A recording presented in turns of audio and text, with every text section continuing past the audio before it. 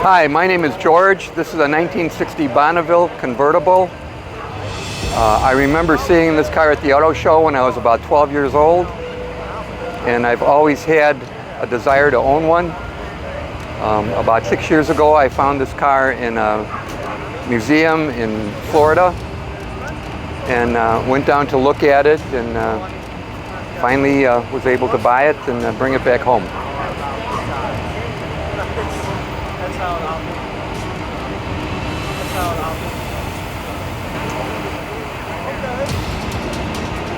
The car came from a collection, a man that had a construction company in Rockford. He had that car restored in the early 2000s.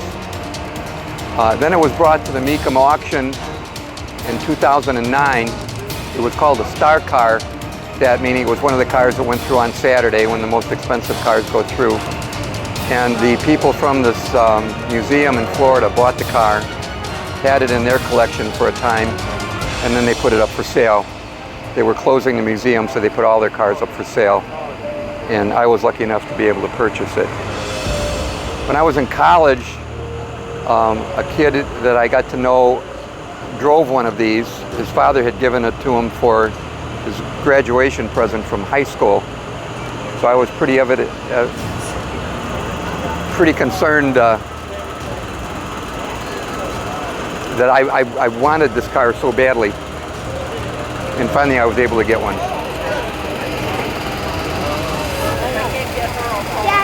Daddy. It's about 18.5 feet long. It has a 389 cubic inch engine. It has 303 horsepower. It's a 4-barrel carburetor. It has the rally wheels on it, which were kind of rare in 1960 because they just came out in January of 60. It also has bucket seats, which was a rare option in 1960.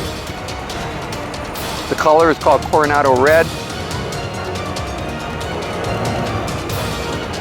The fender skirts were not an option on the car when it was new. Take a look underneath the hood. This car has received a frame-off restoration.